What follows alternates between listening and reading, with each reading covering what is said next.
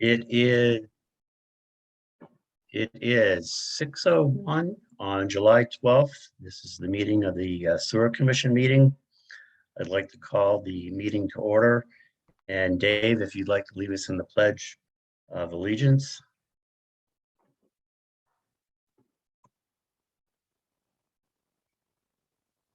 You got your flag there? Put it up in front of the screen.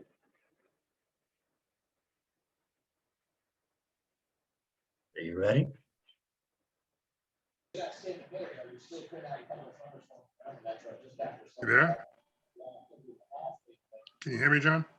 I can hear you, yes. Okay, there we go.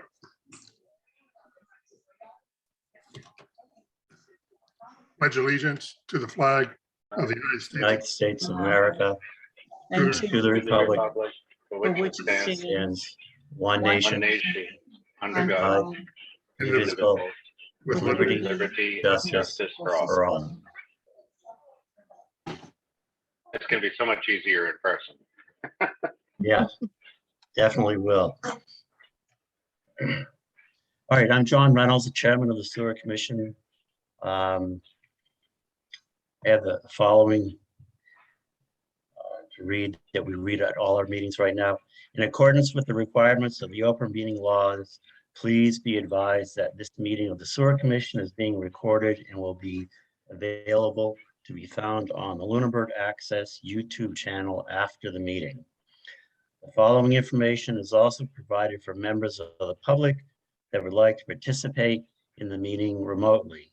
To participate remotely from a computer, please use the link to join the public meeting webinar found on the posted agenda, or from a telephone, dial the toll-free number 888-475-4499. Again, that's 888-475-4499, and enter the webinar number 792-737-0353. That number again is 792-737-0353.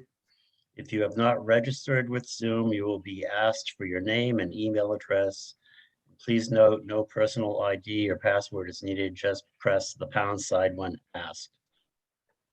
Okay, I'd like to do a roll call vote to confirm that all members are present and can hear me. Members, when I call your name, please respond in the affirmative. Dave McDonald. Here, Mike Vikas will not be here tonight. Brett Ramson. Here. And Mike Knoll is also not going to be here tonight, and I for myself. So we do have a quorum with the three of us. And staff, when I call your name, please respond in the affirmative. Bill Bernard. Here. Great. Barb LaFave. Here. Paula Bertram. Here. Jane Rainley. Here. Okay. Let's see, I don't see any public, but Barbara, is anyone else from the There's public nobody here? else out in the waiting room Okay. or in the wings. So I'll assume there's no public comment from the public comment from the commission. I have none. Eric? Go ahead, Dave. I have none. Okay. Any announcements from anyone? Oh, well, Okay, we can announce that we sent out our annual permits for grease trap permittees for the coming fiscal year, and that they are due back by August 10th. okay, great, thank you. Okay. Let's get on to current business. Paula is here to make a presentation about a Muni Link utility billing program. I suspect that, I'm looking forward to hearing it. So Paula? Okay, Barb, ready? I think I can share my screen. Okay. Try. Oh, can I Oh, do you that? have to enable it?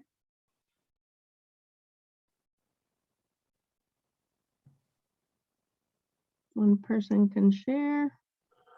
Yeah. Down at the bottom, Barb. Yeah, I'm plugging it, but it just says one person can share. Advanced sharing. All participants, there we go. Okay. Okay, I'm gonna share my screen. Of course, my phone's gonna ring now. Um, Probably those damn geese. Okay, can everybody, can everybody see the screen? Yes. Yes. I'm just gonna wait that till that goes to my message. Oh, go ahead and answer it, Paula. We'll listen. No, that's okay. Okay, so thank you for the opportunity to present. As you all know, one of the main tasks in my position is to assist with the billing. And so I've gone through one billing cycle. Our next billing cycle will take place in early August. And what I found is that the process is extremely cumbersome. There's a lot of steps. There's a lot of data manipulation that goes on. So with Barb's approval, I contacted a couple different firms and have attended a few different demos. And there's one particular software vendor that I think has a lot of functionality that would really streamline efficiencies. So Bill and Barb both attended a presentation by MuniLink and were also interested. So that brought us to this step. So I'm going to talk a little bit about the current process and then the advantages of the MuniLink system.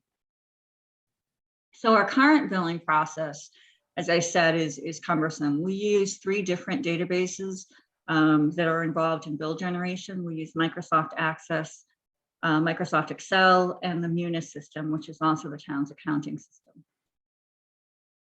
So why do we use 3 systems? We use 3 systems for tracking, for history retention, for the water district account number linkage, which is done through Access, for billing accuracy using Excel, and you'll see in a couple slides that we actually go through line by line and compare data from the previous billing, for generation of reports, which are lacking in Munis, and for generation of account numbers, which is done manually in Access. So Access is the database that we use to create customer numbers, as I said, manually, and it also provides reports that we utilize. The usage history is maintained in the Access database, and the purpose is to verify readings and ensure that the readings are actually correct. By using Access, we can identify any errors, missing zeros or low or high readings or missing readings. Data is manipulated in Access for irrigation meters and waivers. And prior readings, once they've been received, are moved to a history file when we get a new billing through an automated process. And then we import the current readings from Excel, which are generated by the water district through Northern Data software. We then generate an Access worksheet, and we review that to make sure we balance with the city numbers, and we check for errors. The numbers that we receive from the city of Leominster and the city of Fitchburg are entered manually. Access provides reports of readings used for each billing, and that can be exported to Excel for multiple uses. We use that report for a lot of different ways. As I said, we take data and we literally compare line by line for every customer. And it also allows us to research history. So Excel, we use to track the ownership changes, and I'll talk about that process a little bit, and to do account adjustments.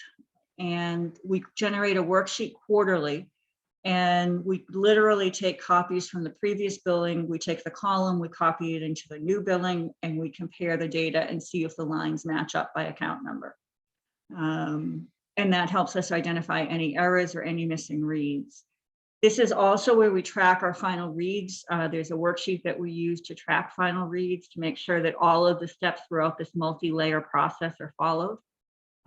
We can identify import errors through Excel, and we correct any invalid reads. So Munis is the final step in the process. And as I said, we import the Northern Data file that we get from the water district into Munis. Once we've massaged it, we will correct it as we're going through the Access and the Excel process and correct any errors in the file that we receive from the water district. As I said, the information from Leominster and Fitchburg is entered manually, and that's done in a multiple layers. Any errors are corrected manually in Munis if they haven't been done already in the prior processes. Then we print, when we're finally done doing all of the error checking and the data entry, the bills are printed, stuffed, and sent out in-house. Our demand process, after the bills are due, we send out a demand that attaches a $10 fee to each account that's overdue and each account starts accruing interest. And those are done through the Munis process. So during the 3 months that are between the billing, there's a lot of data manipulation and modifications that are made. So every time there's an ownership change or a final read, we again have to deploy that multi-layer process. So changes are made in Access, changes are made in Excel, and changes are made in Munis.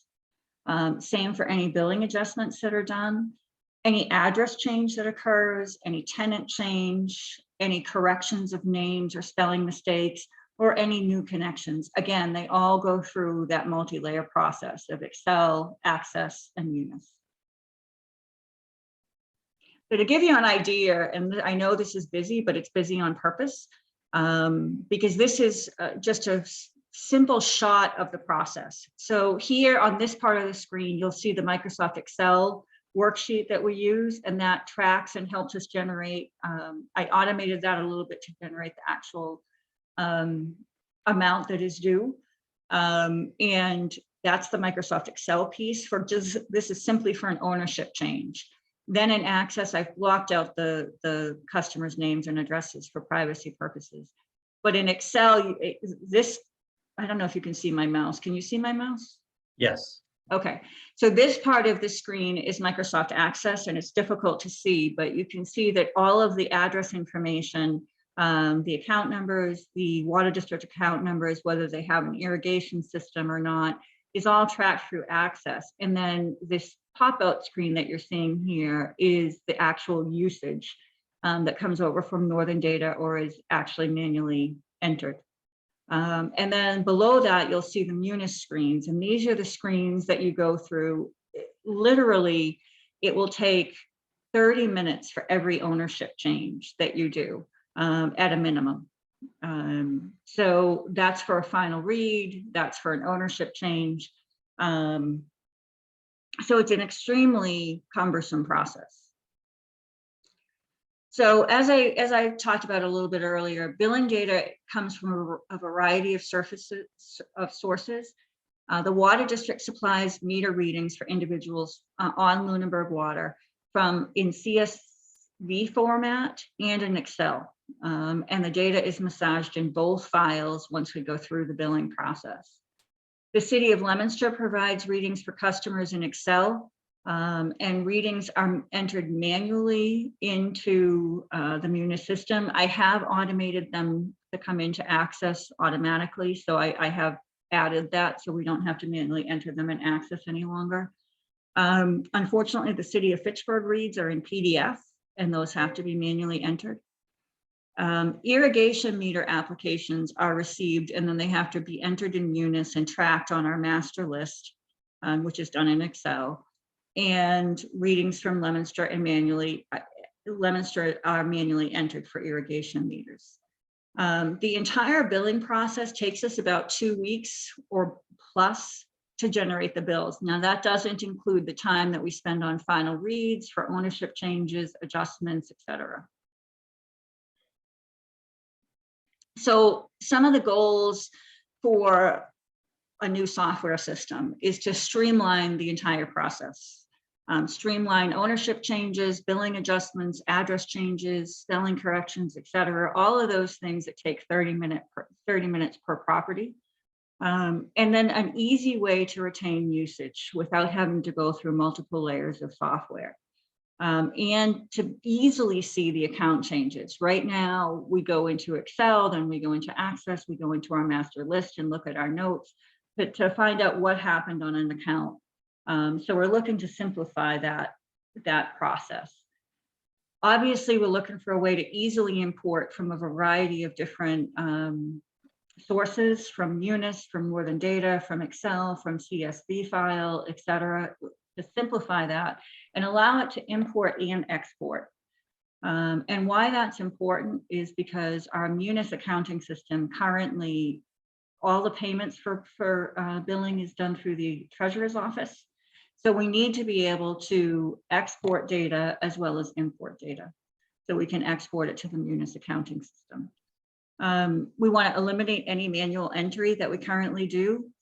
We want to eliminate the use of multiple software platforms. We want everything in one place versus spread over 3 different places. We need to improve the reporting that the system does, and we need to make the whole process easier. And also accuracy. We want to be able to increase our accuracy. So eliminating manual entry and eliminating multiple platforms will help to decrease any errors and increase efficiencies. And then to save time. Time savings is a cost savings. If we can cut down the billing process, you're going to be able to have more projects done by staff and more workload accomplished because you're not spending all of that time on billing. So as I said, I've talked to 3 different software vendors. I've talked to MuniLink, I've talked to Muni Billing, and I've talked to Northern Data Systems. Northern Data Systems is currently the software platform that the water district utilizes, so I definitely wanted to talk with them. Unfortunately, their system is not intuitive, and it doesn't have a lot of the features that we wanted. That is strictly a billing mail system only. So the ownership transfers, the account changes, et cetera, that process wouldn't necessarily change. This is really a billing outsourced mailing system. So I've talked to Muni Billing and I've talked to MuniLink, and out of all of the ones that I've talked to date, MuniLink has the most advantageous platform. And Barb likes to say that they're slick, and they really are. And I did talk to a couple references just to find out how they interface with Munis and whether or not customers are happy. So the cost, and I've kind of rated these in the order that I think that that they meet up to expectations. And the first is MuniLink, second would be Muni Billing, and the third would be Northern Data Systems. And the cost for MuniLink is an initial one-time fee of $8,000. And then the monthly cost is $400 a month. And that is for 920 customers, which is approximately what we have currently. If we do want them to do our bill generation, that would be done for an additional fee per piece. And you can see Muni Billing is the $5,000 to $7,000 with a monthly cost of $600.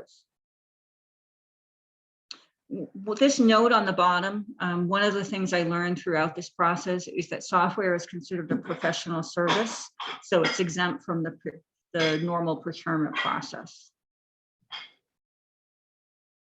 So some of the advantages of MuniLink, and I tried to capture it, unfortunately it's hard to see, but they have what their main screen is what they call Account Central. And everything that we currently capture across a variety of different platforms is all in one place. And you can see all of the documents that are associated with that account. We can attach documents, we can attach photos, we can attach videos. So say someone goes out to take a look at the manhole, and this happened last week, there was a blockage. And Joe Projan took some pictures, which we then sent to the customer. We can attach those photos to the record. If there's a cammering that occurs, we can attach that video, and it allows us to retain that history. So you can view everything about the account on one page. E-bills can be done, which is emailing of bills. Electronic payments can be done. And obviously we need to work with the treasurer collector on that, following approval by the commission if we get authorization to continue to investigate. The billing cycle is you don't need to go back and look at all of the account changes. Right now, I keep a spreadsheet of all of the account changes so that I can cross-reference that with the billing to make sure I don't miss any of the ownership changes, or I didn't miss any of the final bills. I didn't miss any of the waivers. So I track that in a separate spreadsheet. All of that would be in one place. Another thing that neither of the other softwares has is they have an electronic work order process that is just built into the system. It's not an additional cost, which allows you to communicate with staff in real time.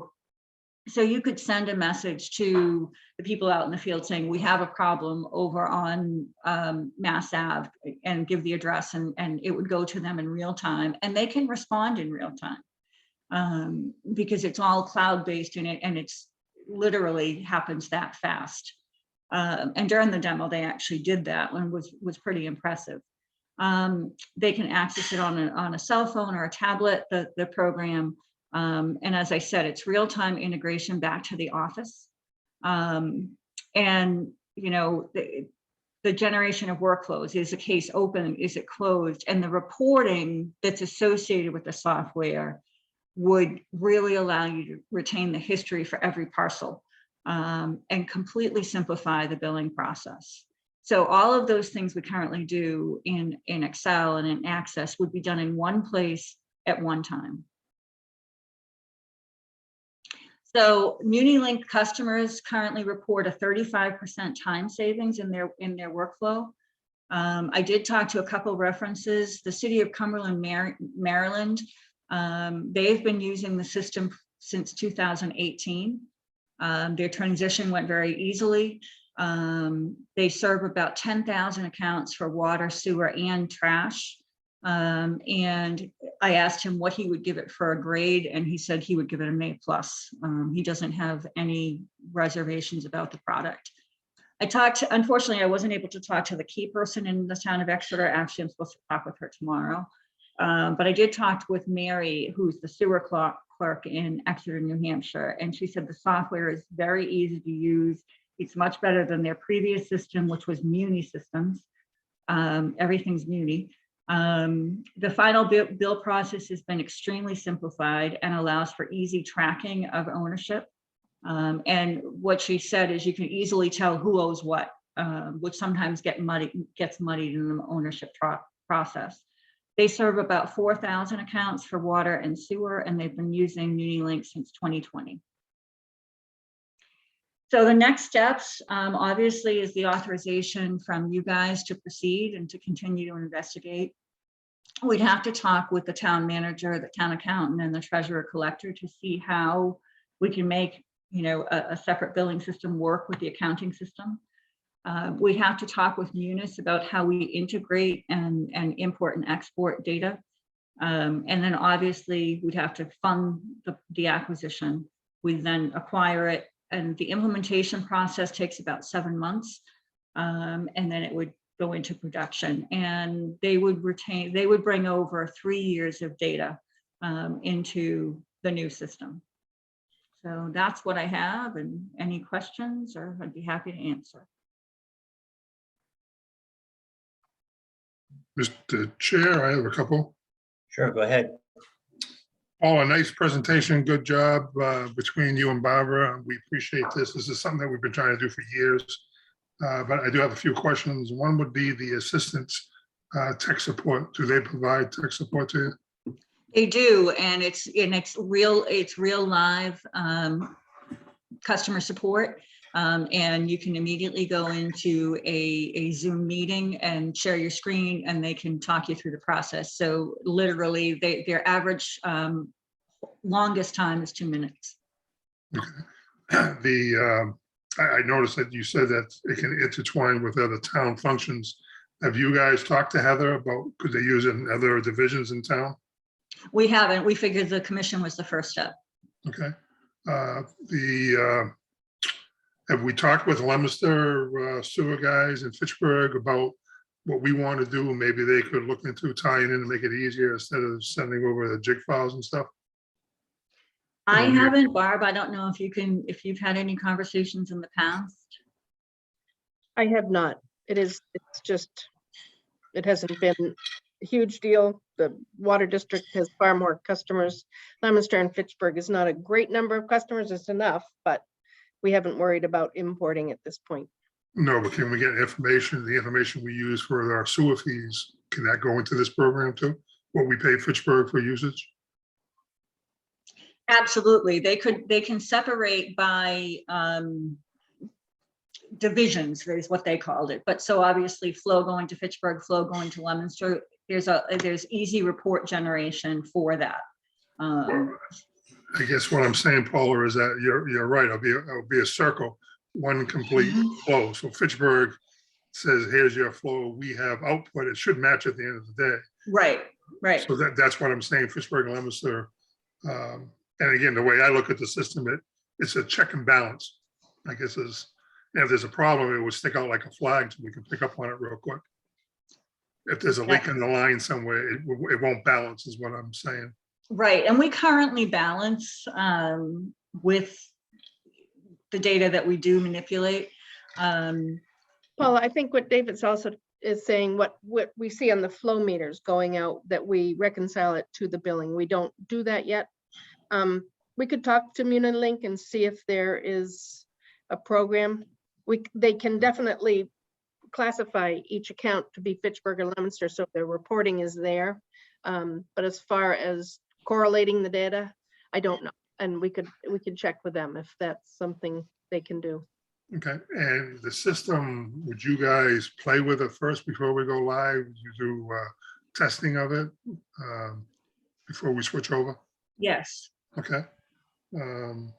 I think it's a great program.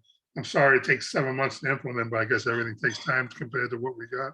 Right. But I'm all for this. We're on the right road, but I like to investigate what else we can do with it to enhance our business instead of what we're doing now, and get this billing done in a couple of days instead of a couple of weeks. So that's all I got, Mr. Chair. Right, any questions from you? Any thoughts? Is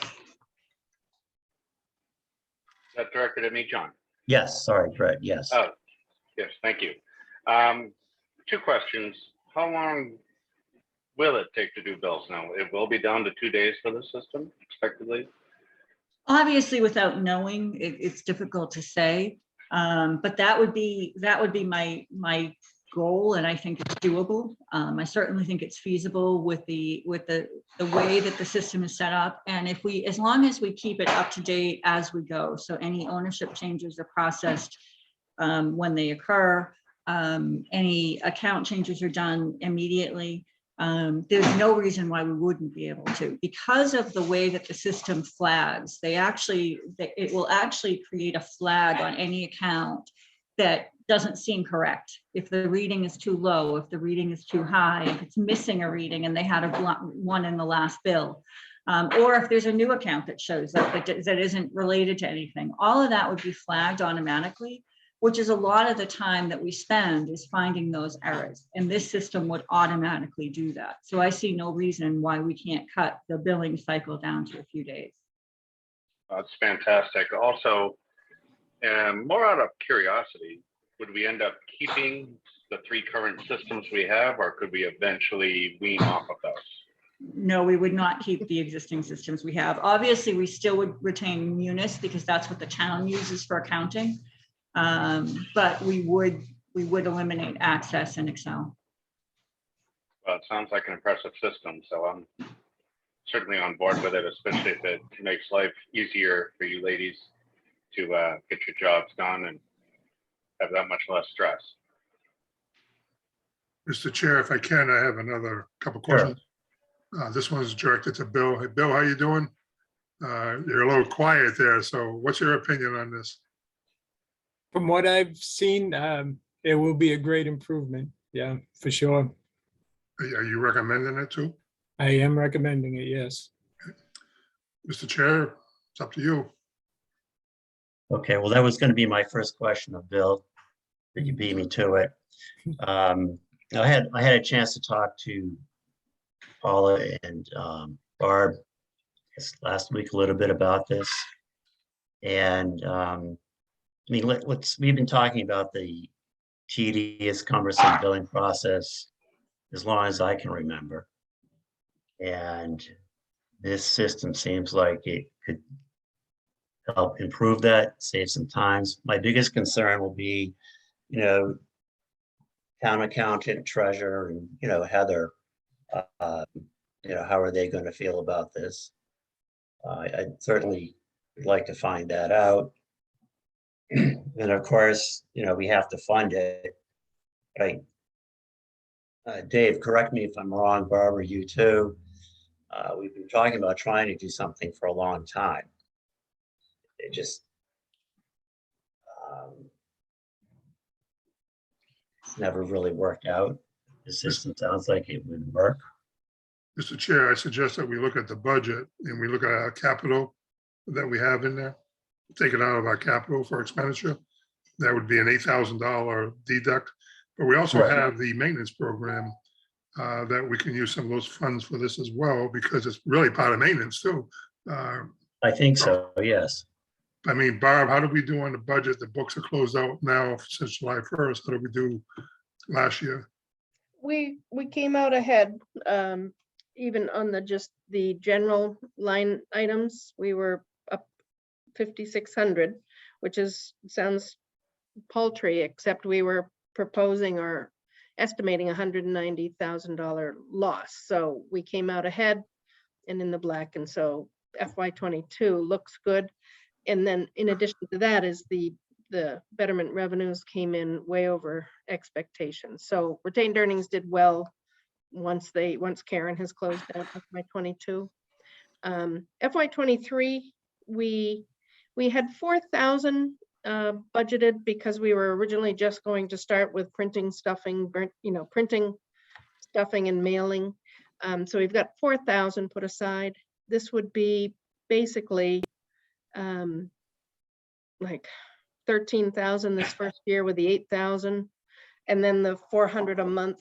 It probably wouldn't all be complete. One thing, Paula, we didn't mention was that the payment, that 8,000, I believe, was in 2 segments. So we probably put 4,000 down initially and 4,000 when the import or the process was complete. So we may be able to get away with it easily spanning between FY23 and the beginning of FY24 if we budget for it, or we can go to special town meeting and get more if we think we need it. Well, we can also look at the line item. We threw a different line item in last year for operating expense. I can't remember at the top of my head, but remember how we broke down the budgets a little bit more. So I know there's money in there. Right. We're not talking, I mean, I would budget like maybe 15 grand total, just in case. And Paula, I don't know how you feel about that. The 15 grand budget. No, I would agree. As Barb said, I think we can also, potentially budget it over 2 years. Yeah, but to pay off the 8 grand, my opinion would be to pay it off and get it over with and go once we're all satisfied with the work. My concern was the tech support on something like this, because we can only grow from here. And there's a lot of opportunities for other divisions to look at. So, Mr. Chair, we can work on the budget, because this year we have our assistant that's effectively this year. Is that right, Barb, on the budget? Yes. And this is the first year for that. So congratulations, Paula. And we can fit this in the budget pretty easily. So I would think so. recommend that we go forward. So the next step, the next ahead. step will be to talk to the accounting and make sure that we can that they're willing to work with us on integrating the 2 systems. Right. I mean, I'm not, I think you're probably looking for at least a motion from us to go ahead and have you talk to town management. So beyond that, at this point in time, do we need to have a motion to agree that we would fund this, or just wait to hear what town My manager? thought is let's move forward, talk with the town manager, the town accountant, the treasurer, make sure we can make them work. And then potentially, if you guys are interested, MuniLink is more than amenable to coming and doing a quick demo for anyone that's interested. Or at that time, we'll come back and let you know what the results of that meeting were and then be looking for a vote. Right, okay. So does someone want to make a motion about having Barb and Paula go ahead and talk to the town management? Mr. Chair, I think we ought to take a look at this. And I would strongly recommend that our motion would be that we support this project going forward so that the commission is all in favor of having this implemented in the sewer, our sewer district. I think then Paula and Bob can go to town manager and saying, listen, our commissions are fully on board. They want to get this done. That's my opinion. Dave, that's fine with me. If you want to turn that into a motion. Okay, Mr. Chair, Mr. Chair, I put a motion out there that the commission accept the recommendations from Paula Bertram and Bob as far as the program for our new billing system. And we strongly recommend we strongly recommend implementation. Is that fair, guys? That works for me. I'll second Brett, that motion. you second that? Okay. So I guess we're going to take a vote. Brett, Aye. Dave, Aye. and I for myself. Thank you very much. Barbara, Thank you for yeah. all the work that you did. And Barbara, I know you've been dealing with this for how many years? Mhm. Have somebody like see it and speak it without me doing my normal. Right. So, We're only just beginning, Barbara. Wait, there's more coming. Okay. Oh, hey, one question, Mr. Chair, why we got Paula and Barbara here. Did the town ever implement the new computer program for Zoom in your conference room? Did we upgrade those systems? not yet. No, Mr. Chair, I recommend we send an email to Heather just asking her to please implement her plan that she promised us 3 months ago. And that's to upgrade the Zoom equipment for the DPW and for the sewer. All right, you're gonna have to remind me who sent that email. Was it- Heather Lemieux. It was No, an no, no. email between Dave and Heather. Okay. Then yeah, I'll follow through with that. Any other questions for Paula? I think she has a meeting with the dam people. over I in do. I Riverdale. actually am looking to go pound some more steaks. Go for it. Thanks a Okay, lot. have fun with Okay, that. thank you very much. Go easy on yourself, Paula. I will. Thank you. Thanks, Paula. Thank you. Okay, the next item, review of maintenance plan. Bill, the floor is yours.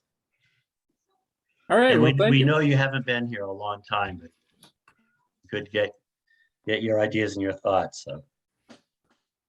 All right, so luckily, the commission or the town has asked Wright Pierce, our sewer consultant, to put together a maintenance plan, which they did back in 2020. So I had something to go by. So the plan that they provide is very comprehensive. You know, it's like the Cadillac of plans. Obviously, we don't have enough funding to carry out everything in the plan. So what has been going on is we've been using contractors to do certain work, and we've been using the sound business practice, you know, of just selecting a contractor that we know who can do the work at a decent price for us. And the work that's been getting done, and what I recommend we continue doing, is jetting lines, especially ones that we know that are troublesome. And also using a camera on those lines.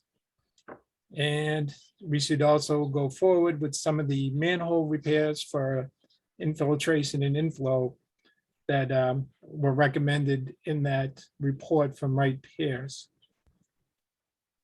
And we have the sewer operation and maintenance contract with Chad Empey Corporation. They have identified a bunch of upgrades that are needed, and that is something we should also continue picking away at his list. That's what's been done in the past, and then, of course, we always respond to emergencies, and we do our best to stay within the budget. So that's pretty much what's been going on, and that's what I plan on continuing. But for the future, I think I'm going to look at coming up with a maintenance contract to do this work instead of just picking a contractor here and there. Let's advertise a contract, to do the jetting, to do the camera work, to do the manhole inspections and the I&I repairs, and to respond to emergencies. If we have somebody, a lot of times you can get better prices if you put it out the bid. It's competitive out there. Reach out to these companies that we've been dealing with, say, hey, we're putting out this contract, we hope you bid on it, hope to get better prices. Because some of the work's not cheap. The jetting and the Vector trucks, they're rather expensive by the hour, so maybe we can get a better price if we go out to contract. So I don't think it's something I could do really quick, but perhaps next fiscal year, that's going to be my goal, is to come up with a contract. Any questions? Mr. Chair, if I may. Sure. One of the things, Bill, thank you for your report. When we set up the emergency plan, have you read that at all? Have you seen it? Our maintenance plan? Yes, from Wright Pierce, yes. Barbara, is that the one, or did we come up with it too, the commission? No, it's based on Wright Pierce's plan. Okay, so on that, on top of that, we're looking to, another contract sounds good, but I don't want to mess up the contract we have now with Empery. So when you're doing maintenance of the pump stations, that's our bread and butter. And if you look at the maintenance plan itself, it was generated around the pump stations. So I don't have a problem with you talking with MP about handling that as far as a separate maintenance agreement. But once we start putting agreements on top of agreements, that's how we get in trouble with our last vendor. So we got to be careful on how we do that. So there is a plan. And I understand, I thought the town did have a relationship with a jetter to jet the lines. But that's something I think that we got to talk a little strategic, because your budget is how much this year for maintenance?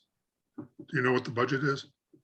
It was about 64,000.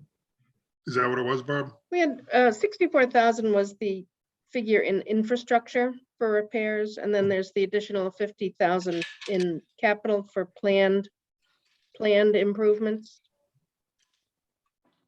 So out of that, Yeah, but some of that 64 is reserved for emergencies, so we don't want to. no, but we funded the program last year of 100 grand, I think, right?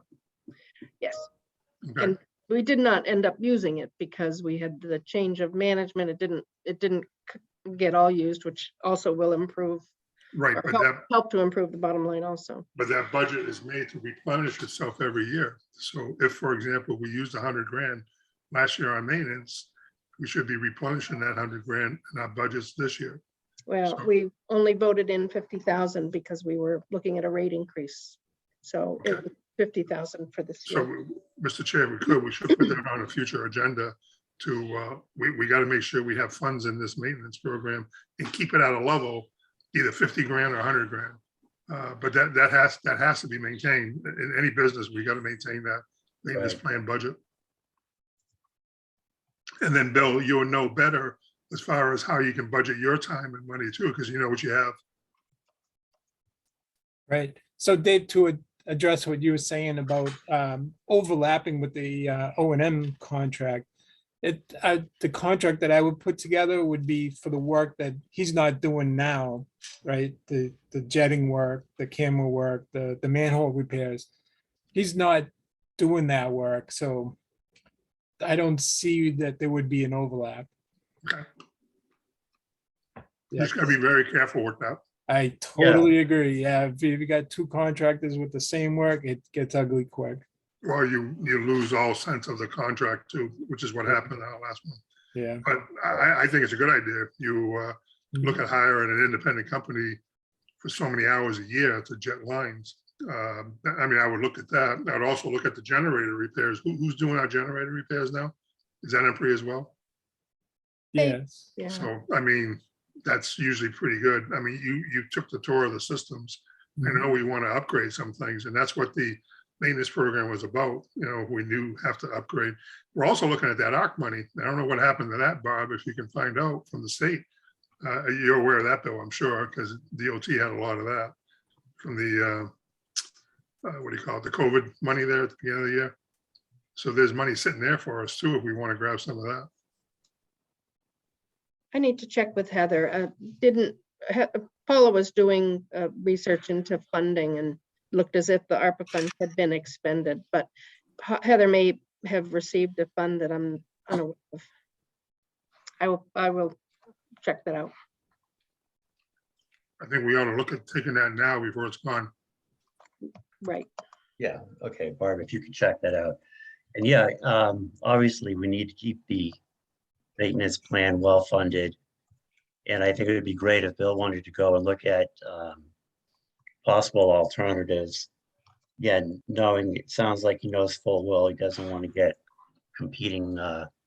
We've got a good relationship with our current contractor for the pump stations, and you know, you obviously don't want to do anything to damage that relationship. I think it sounds like Bill understands that, but if he wants to go ahead and look at maybe better ways of doing some of the other things, I think that would be great. I noticed some of the sewer covers are starting to sink a little bit on Mass Ave. Have you noticed that? Or is it? Yeah, I'm swerving more and more again.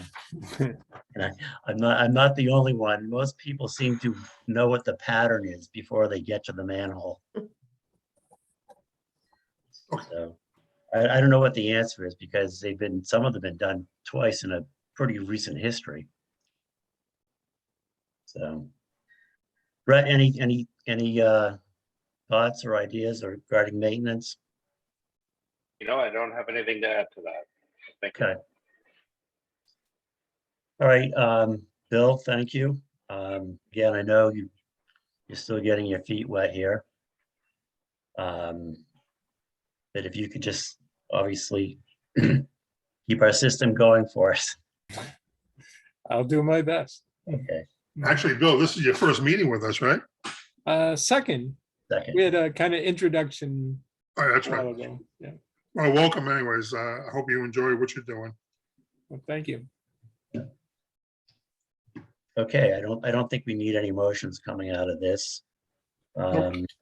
Bill, thank you again. You're welcome. Barbara, you are up next regarding Upland and Eastern and what is it, Maple Street? And Maple Parkway. Yep. Yep. The 64 letters went out in early June, and then we did a follow-up late June to the 36 that had not responded. We've gotten everything. We've gotten 42 responses. And unfortunately, 16 are for and 26 are against. It leaves 21 left outstanding that haven't put in their response, but we would need 26 to have a 2/3 majority. So at this point, that extension is not in favor by most of the abutters. So I'm assuming that kind of puts it on the back burner for now. Now, I'm curious.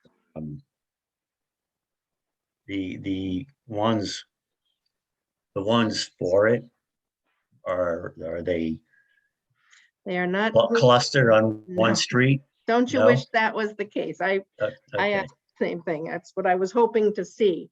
And no, it's pretty much straight down the middle. There's no great majority on one street or another to allow us to kind of say, okay, we'll go over and we'll work on that one. There's no 2/3 on any one of the streets. Okay.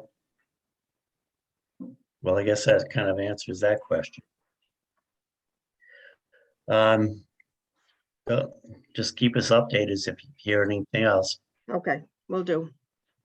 All right, privilege fee assessment for 17 Highland Ave. Yeah, I acted too fast on the privilege fee at the last meeting we held.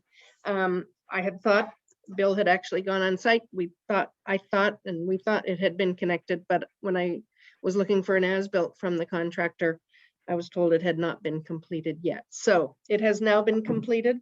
And I would like to have, if you don't mind, revote. The connection was effective July 2nd. And so now I feel it's safe to vote to assess a privilege fee upon connection to the sewer main of $11,551.47. If you would be so kind. Okay. Dave or Brett, want to make a motion? I would like to make that motion, yes. Or Okay, as said by Bob. made a motion to assess the $11,551.47 for connection to the sewer main at 17 Highland Street. Yes. Okay. I could repeat all that if you want, but I would like to make that motion. Anyone want to second that, Dave? Second. Okay. Any other discussion? Okay, seeing none, let's take a vote. Brett? Aye. Dave? Aye. And I for myself. All right, I will need at least 3 members to come in and sign off on that privilege fee into the office. And that won't be the only thing you come in for. So next on the agenda. You giving away candy? Giving away candy bars? Okay. Sure. No, candy right. bars, maybe not, but a little, you can have little candies. Okay, Barb, you can just keep going down the list here. Yep. The FY '22, we just closing out the fiscal year, so we've got some encumbrances of work not yet completed that has been budgeted for. I did send it out to you. I did work with Karen, and there was no change to the form that I sent. It encumbers $6,000 for CTE for work that they had estimated on for control panel. $38,200 for Lemonster's debt service, $2,300 for the office laptop. There's an extra $2,000 generator maintenance that we could expect an invoice for. $8,300 in generator repairs that Al had recommended, and that Weld Power is planning to do the work. And then Wright Pierce, there's a balance of $1,019 on the SSO notification project that they worked on for us. We've been billed through June 24th. I think that may be it, but it's just safe to have it there. If it's not used, again, it goes back to retained earnings. So the total is for $57,819.87. And if you would. Does anyone want to make a motion to accept the FY '22 year-end encumbrances for a total of $57,819.87? No motion. Dave? You're muted, Dave.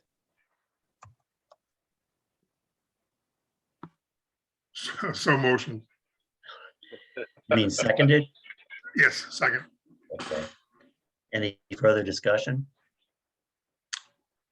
Nope. I guess all I would say is that must be a pretty nice laptop, Barb. That was what the IT group had quoted for Paula's to come on. It was all the equipment associated with the new position. Right, right. Okay. Seeing no further discussion, let's take a vote. Brett? Aye. Dave? Aye. And I for myself. The motion is accepted. All right. Okay. And then lastly, on the votes, we have, oh, maybe it's not last. I hold that thought. We had end of year commitments. These are for final reads that had been done after the billing was sent out in May. Any final reads that come through, we have to put through a commitment for in order for the collectors to be able to collect. So if you would, I would appreciate your vote to accept the final commitment amount of $1,567.97. I'll make a motion to accept the final commitment, $1,567.97. Thank you. Any seconds? Okay. Any further discussion? Seeing none, Brett, let's take a Aye. vote. Dave, Aye. and I for myself. The motion is accepted. All right. Next on the agenda was just the meetings format. I did speak with council the other day, a week or so ago, and the governor is planning to, it appears that he's planning to extend the allowance for the Zoom meetings to continue almost till December of 2023, but it's not yet final. So we can't confirm it yet. And our next meeting would be July, 26. yes, 26th, normally held at the town hall. And we could propose either in person or a hybrid version. Or Zoom if it's approved, I should say. Personally, I'd like to, for now, keep it at Zoom or hybrid. Dave, I agree. Brett, I agree as well. okay. Is this something we need a motion on?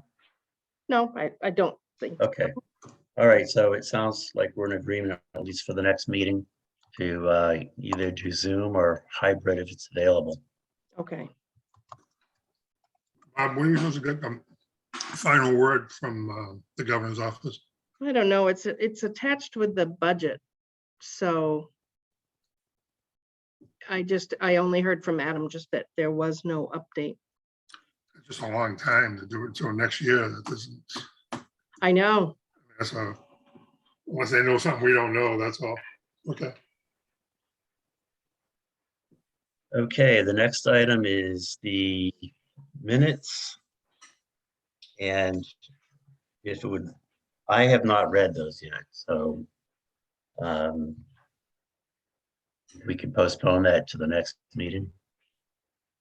Mr. Chair, I vote that we postpone the minutes until the next meeting. Okay, any Okay. further discussion about that? Well, we don't really need a motion for that. So. no, and I will just make a note that Jane did see one little correction, so I will send out a new draft for the next meeting. It's instead of roll call, it just said call, so we'll have that fixed and send out to you for the next meeting. Okay, Barbara, the floor is yours again. All right. The SSO notification program that was mandated by the state, SSO being sanitary sewer overflow, had to be into the state by July 6th. We met the deadline well in advance with the assistance of Wright Pierce. And it was sent off to the state on the 10th of June. So we will be using a program that the fire department uses called Code Red, should there be any overflow. And all that information will be posted on our website. And residents advise the state, the boards of health, DEP, all the different parties that need to be informed.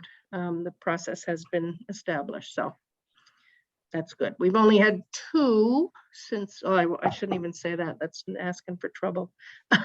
But it's not a frequent occurrence, and let's hope it continues to be that, just that. So we're all set with the state for that. Everyone was sent the year-to-date FY22 budget. Like I said, we did come out ahead by a hair, but still it was much better than the 190,000 that we were budgeting or estimating for the year. I also had sent out the FY23 budget just for everybody to remind themselves what had been approved at town meeting. Any questions or anything on that?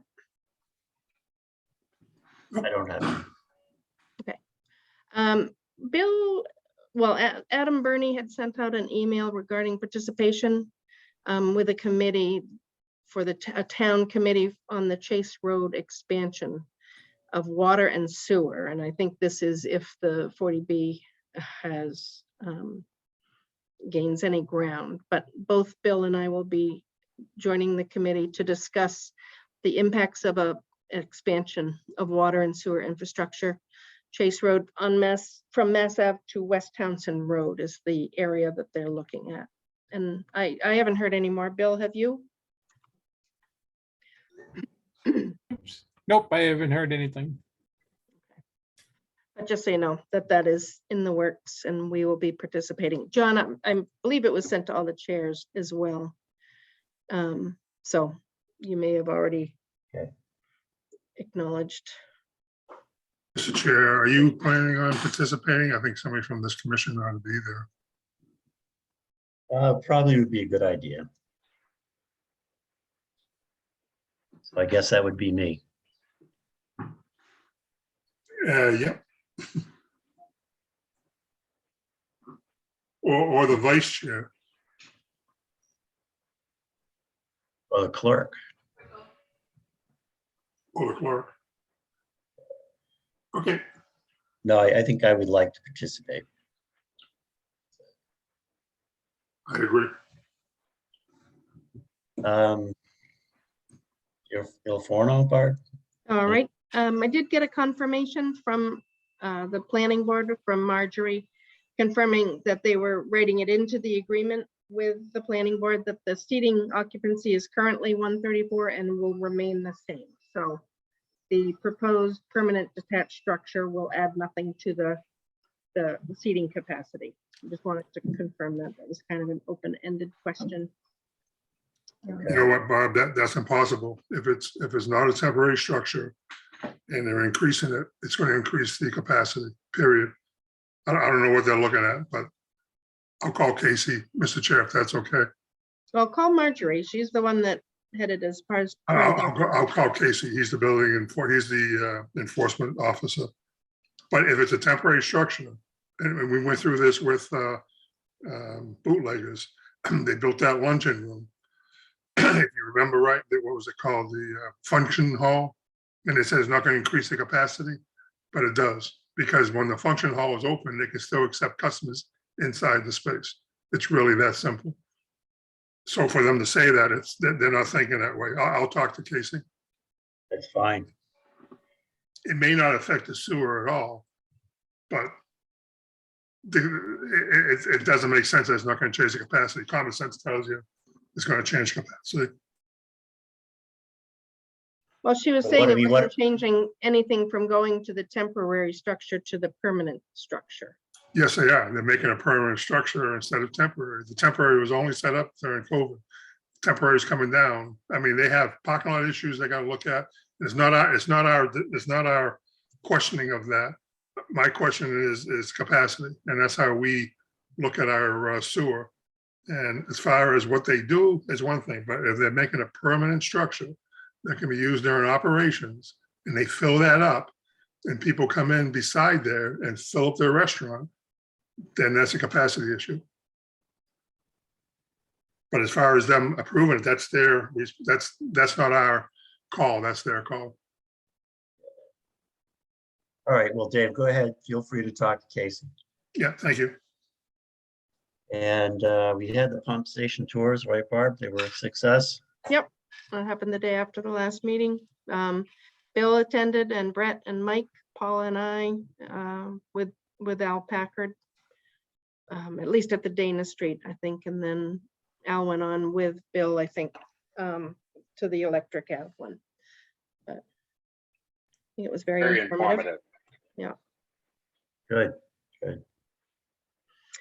Grease traps, I think I announced at the announcements that the annual permit letters were sent out. As you recall, there was a vote by the commission that we were only billing the non-compliant customers that did not meet compliance at some point during the prior fiscal year. So that was, basically, it actually wasn't fiscal year. It was like August to July. We had 6 internal customers that did not quite meet compliance, and we had 4 external. And the external just usually meant that the pump outs were not done within the recommended time. So they're aware that they were non-compliant, so they've now received an annual permit fee because of that. So how many internal, how many external?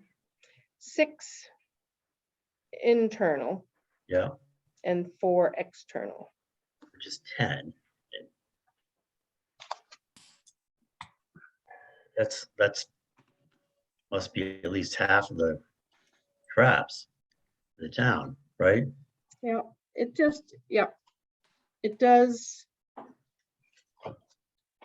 Yes, it doesn't sound great. It just, they could have been a week late with their logs. They've all come around and met compliance by submitting what they needed to, but at some point during that year, they were non-compliant and therefore received. Barbara, what I like to make sure you keep us updated on, at some point, you had to do so much follow-up work in the past.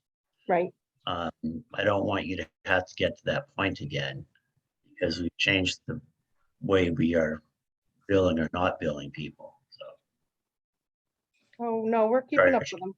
okay. It's a You know what I'm constant- talking about. It just became one of those things that you had to keep at people over and over and over again. Right. And I don't want to see that happen again. No, well, the numbers are low, and like I said, they're not grossly non-compliant, they're late. But we are chasing down the ones that are perpetually late, and those are the ones that will get a permit fee, and hopefully by our communication this year that you have this fee because you did not meet compliance, that will help encourage them to get their logs in sooner, get their pump outs done ahead of time. Okay. All right, invoices. Invoices, we have the monthly Fitchburg one went down luckily to 14,755.35 based on the figures that we had sent them. I have 2 Mead Tollerman Costa invoices for the legal services. The standard period, June 20th invoice was for $542.37. It dealt with the question about bisecting lots with the sewer service area, and then signing off on the O&M contract as to form and bond amounts, etc. And then they followed up with an end of year invoice just to catch up through the end of June, and it was for $221.49. And that was just answers to my questions regarding connection fee discounts or moratoriums. So we were 600 basically over on our legal budget. We had budgeted 5,000 and we spent approximately 5,600. So still close to what was estimated. And as long as those Mead Tollerman, you don't have much say in, that is what we have been billed. That is what they apportion to the sewer commission. But as long as you're okay with the Fitchburg at 14,755.35, I shall process it accordingly. I have no concerns. Okay.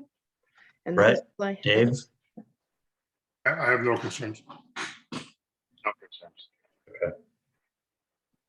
That's all I all have. right, so sounds like we all need to show up there with a pen, right? Yes, please. Okay, Dave, you'll be Appreciate the it. first one there. You know what, I'm in Maine tomorrow. I can stop there Thursday morning. Well, I don't know, Barb, are you over there now? Yeah. There you go, Dave. Be right there. Okay. Any public comment from the public? Sounds like looks like we still don't have any. So any public comment from the commission or anyone else attending the meeting? Yeah, Mr. Chair, just want to announce that tomorrow there'll be a pancake breakfast at the senior center from 8 to 11. So I hope everybody goes and enjoys what the Lions do there and what Sue does at the senior center. And Bob, you and Paula and Jane ought to go over there and get a free breakfast. We'll pay for it for Oh, thanks. you. And Bill, you ought to go too. You buying for me? I'll buy for you too. Is that violation of ethics code? No, it's called being nice. Get used to it. All right, the next two meetings scheduled are the 26th, which we've already agreed is either going to be a hybrid or a Zoom. And then the August 9th regular meeting. Mr. Chair, what's your definition of hybrid? I don't think we can do that until Heather. Right, well, I'm not Okay. expecting it. I'm not expecting anything could happen that quickly, but you know, I don't want to rule it out. Yeah, well, I agree. Well, hybrid could be done if we met in town hall. I just need to confirm whether a chairman has to be the person that's in person on a hybrid. Just the one question.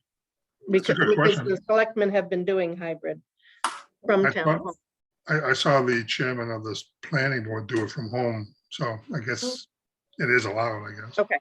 And I do have a question for Jane. Jane, when you correct the notes, can you look at the notes from the El Forno meeting that I had? It said that I attended the meeting, but I watched the meeting live on PAC TV and then called Casey the next morning.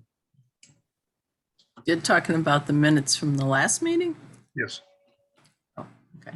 I don't have them in front of me.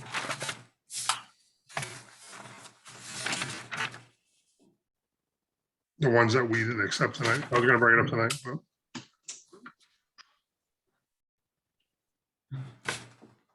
Okay, I think we're all set. Does anyone want to make a motion to adjourn the meeting? good job, Brett. Make a motion to adjourn the meeting. Any Second. seconds? Okay, any further discussion? Thank you, Mr. Chair. All in favor? Brett? Aye. Dave? Hi. Aye for myself. The meeting is adjourned. Good night, everybody. Enjoy the night. As Mike says, Thanks, good night. everybody. Bye-bye. Thanks, everyone. Bye-bye. Thank you. Take care. See ya.